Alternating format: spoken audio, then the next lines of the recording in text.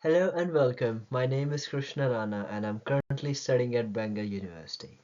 This presentation is on my chosen dissertation topic, uncovering the frequency effects on stress, anxiety and mental well-being.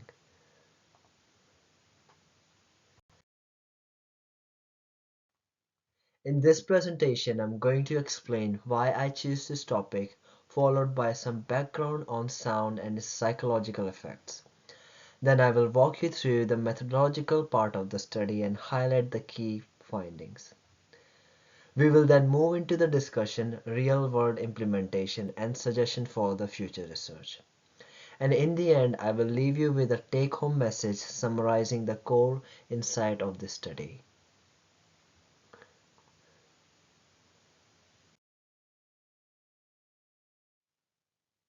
So why I choose this topic? I choose this topic because of my background in music and also because I love music. Few years back in India, I completed a 2 year degree in Indian classical music. I've learned to play more than 3 instruments. I also studied sound engineering for a few years, which gave me a deeper understanding of how sound works on a technical level. But when I started my education in psychology, I began connecting that technical knowledge with the emotional side of the music, like how sound can influence our mood positively and negatively, and how that impact on our mental well-being. Through this research, my goal is to highlight the potential of music and sound and how we can integrate them into mental health care to make it more inclusive, flexible, and attuned to the needs of modern life.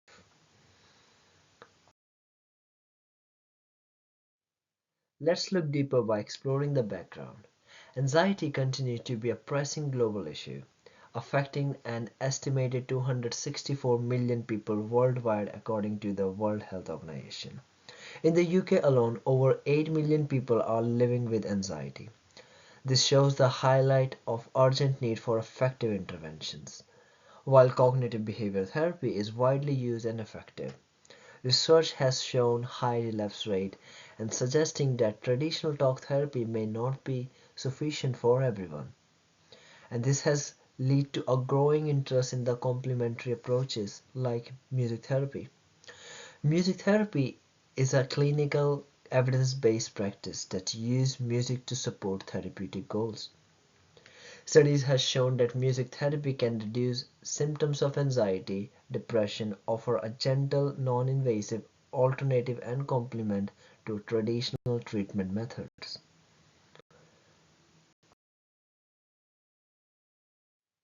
Now we have looked at the broader mental health context. Let's move into the music and its fundamental impact on the human body. Music is just not an art, it's energy in motion. At its core, sound is vibration, and every vibration has the potential to affect our body on cellular level. According to the Museum and Ventura's research, sound waves can influence our genes' expression and cellular communication. This means music does not just influence our mood psychologically, it may also play a role in physical healing process. According to the entrainment theory, our bodies have a natural ability to synchronize with external rhythms, like with the steady beat of a music or with the pace of someone's voice. This means that when we listen to rhythmic patterns, our internal system, such as heart rate, brain waves, and breathing, can begin to align with those rhythms without conscious effort. For example, if you're listening to a slow, steady beat, your breathing might slow down, your heart rate might regulate, and your brain waves can shift into a more relaxed state. This syncing process helps to calm the nervous system and bring emotional balance. Volumer and Trost research highlights how this process plays a key role in how music can influence our mood. It's not just about enjoying a tune, our body are physically responding to the rhythm, which can help to reduce anxiety, lower the stress, and even enhance feeling of safety and connection. Among therapeutic sound frequencies, 432 Hz has gained attention for its potential physiological and emotional benefits. Researchers and musicians suggested that it resonates more naturally with the human body and environment, promoting the harmony with the universe. Studies has linked 432 Hz to the reduced anxiety and lower heart rate, making it particularly more soothing frequency. Alongside passive listening, humming is another powerful tool. When we hum, we stimulate the vagus nerve, a key part of the parasympathetic nerve system. Activating this nerve can lower the stress, slow the heart rate, and bring a sense of inner calm. Goldman describe this process as a natural way to activate the body's relaxation response. Now let's take a look at the research question and overall aim. Based on the existing literature, we proposed two main hypotheses. First, we expected that participants who were exposed to either 432 Hz music or humming would report lower level of stress and anxiety along with the improved mood compared to the rest control group. Secondly, we hypothesized that the combination of both intervention, sound and humming would provide the greatest emotional benefit, potentially due to a synergistic effect. The aim of the study was to evaluate the effectiveness of these brief and accessible interventions when delivered remotely. Now let's move into how the study was designed and carried out.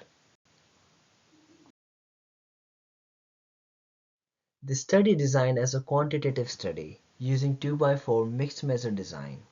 To assess the emotional state, we used three questionnaires. First one was calm questionnaire for the anxiety measure, second one was customized stress scale, and last was brief mood introspection scale for mood measure. 40 adult participants, all based in UK above 18, took part in the study. We excluded anyone with the hearing impairment or serious physical and mental health condition to ensure safety and consistency. Participants were randomly assigned into the four groups of 10 each. One group listened to the 432 Hz music, second engaged in the humming, third experienced a combination of 432 Hz music and humming, and the final group acted as a control, simply resting, not engaging in any of the activity.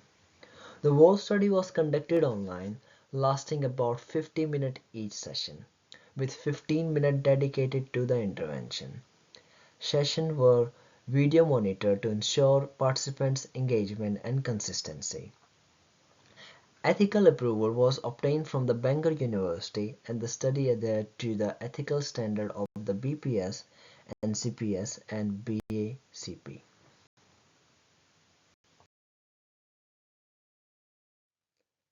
Let's now take a look at what we found in the result.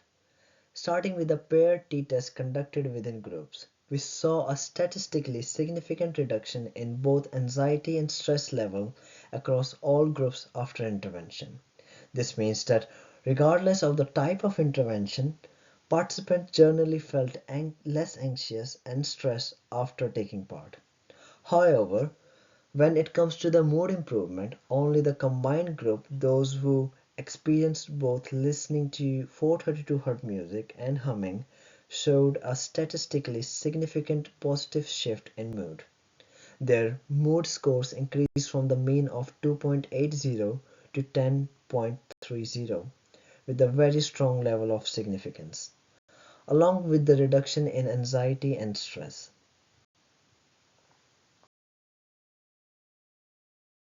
To further examine differences across all four groups, a one-way ANOVA was conducted. Results showed a statistical significance difference in mood changes between the groups by F-value is equal to 3.999 and P-value is equal to 0.015. A turkey post-hoc test helped to clarify where those differences lay. It revealed that the combined group had a significantly higher mood improvement with a mean increase of 7.5 when compared to the humming group. No other group comparisons reached that statistical significance.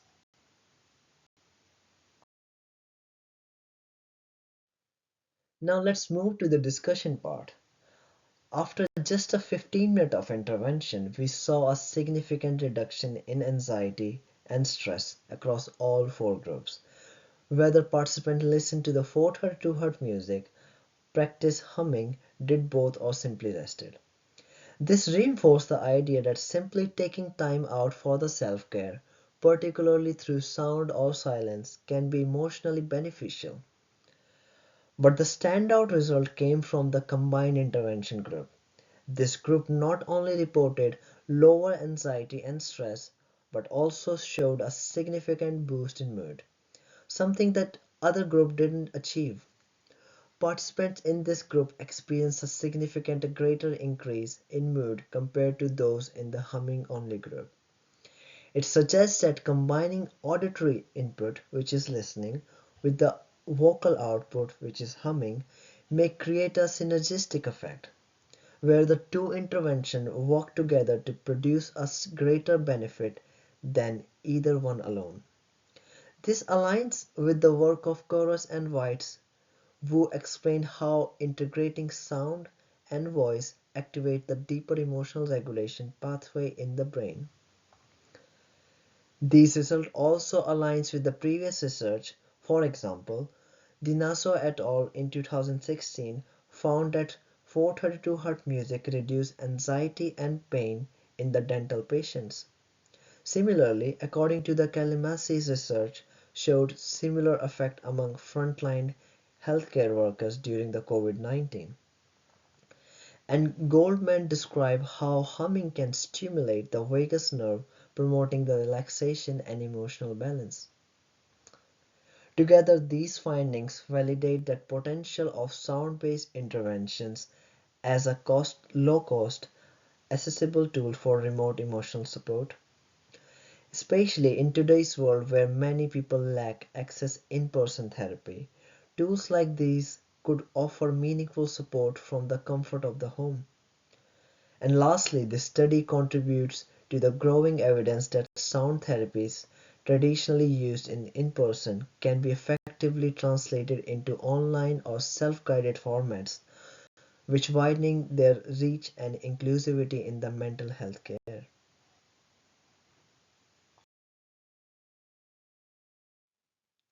Let's dive into the implementation and accessibility of these interventions. One of the key strengths of this study is that the online delivery of the intervention made them not only accessible but also scalable and cost effective.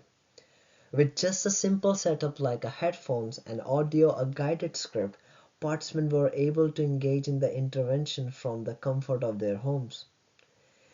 These interventions are also easily integrable into daily routines. In therapy settings, they could be used as a grounding techniques to help clients to manage stress or anxiety in real time. Another important point is how beneficial these approaches can be for younger populations. Studies have shown that the music therapy improves smooth social engagement and social connection in younger population, which shows that these interventions could be helpful for adolescents or those in the education and therapeutic settings. Moreover, these tools fit perfectly into the modern healthcare landscape, with the increasing reliance on the mental health apps and digital well-being programs. Sound-based therapies can be seamlessly integrated into remote therapy sessions or even as a part of the well-being app. This approach answers the growing demand for the flexible, accessible, and non-invasive treatment option in the today's fast-paced world.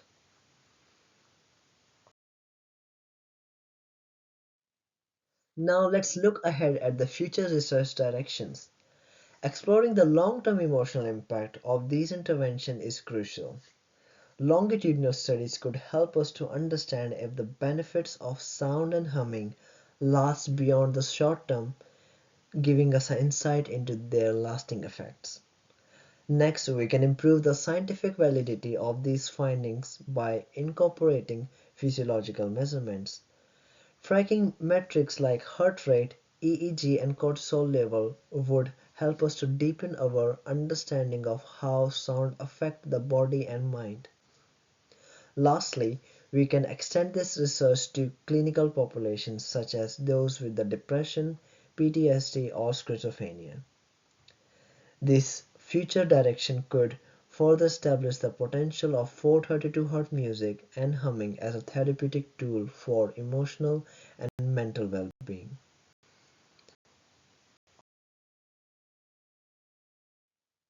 And here's the take-home message. Firstly, the power of sound. Music is a part of our daily life, whether we realize it or not. From the radio in the car to the music we listen while working out. Sound and frequencies surround us constantly. By becoming more conscious toward the power of sound, we can harness this universal energy to positively impact our lives. Secondly, sound affects us more deeply than we may think. It has ability to influence both our psychological state and physiological process.